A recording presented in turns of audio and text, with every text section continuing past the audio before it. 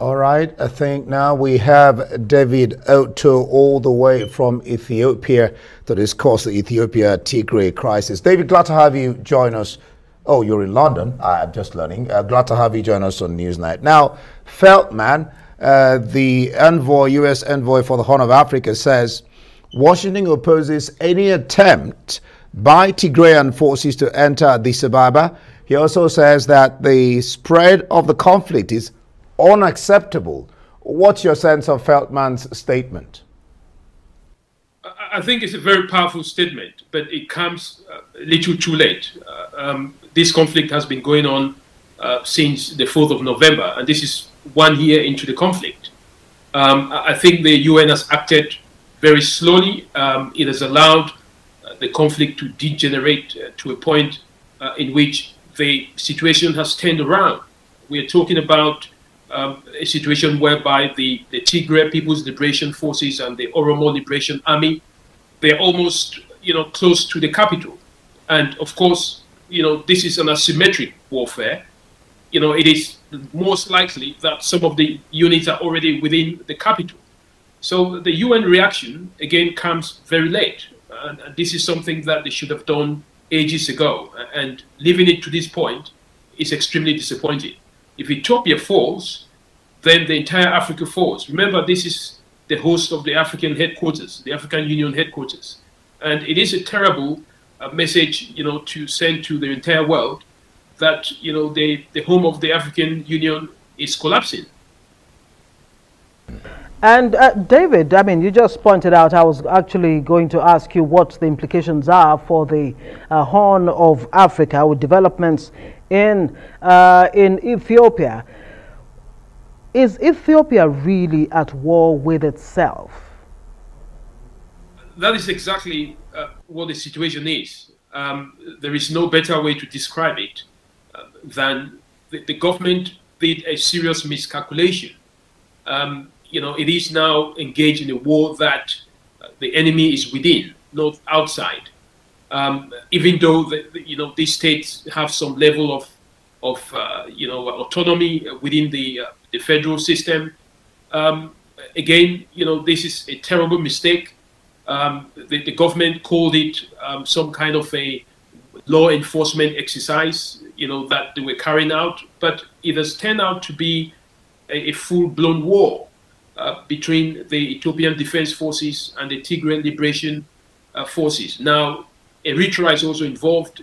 We understand that the Oromo Liberation Army is now allied with the Tigray Liberation Forces. It's terrible, and I don't see any reason why this should have come to this point. Especially with the fact that Ethiopia is the host of the African Union. If the headquarters of the African Union cannot resolve a problem within its own premises, I'll call it, then hopes are dashed. When it comes to other countries within the continent, it's very disappointing. To say the least. All right, David. What more can you tell us about the claims about the Tigrayan forces that they have seized some major cities like Dessie, that's about 250 miles from Addis Ababa, and then Cambodia with its major airport? If this is true, what impact really will this have on the entire war that is going on between Ethiopia and the Tigrayan Defense Force? We've got to take note that there is a lot of propaganda involved, by both sides. But one must not lose sight of the fact that the Tigray People's Liberation Forces and the Oromo Liberation Army have the capacity, owing to the fact that they operate asymmetrically, as opposed to the Ethiopian Defense Forces. Now, if you look at the other aspects, for example, the United States, asking some of its non-essential staff, to leave Ethiopia, and the UK following suit, and other, diplomatic communities, taking their people and packing their bags, that will give you the sense of indication that there is trouble coming. And that could mean that the Tigray People's Liberation Forces are close by. They may have, as they claim, taken hold of some of these cities. Now, there is very difficult assessment and access, to actually get information from Ethiopia at this point in time, because there is a high level of censorship of what kind of information goes out. But some of these claims cannot be counted, because of course, from the reaction of the African Union that we saw today, the reaction of the United Nations, it tells you that all is not well, and one cannot simply deny that the Tigray People's Liberation Forces are within Ethiopia, capital Addis Ababa, or have taken cities close to the capital. The last indicator is the Prime Minister calling on people within Addis Ababa to arm themselves and defend the territory. That again tells you that all is not well.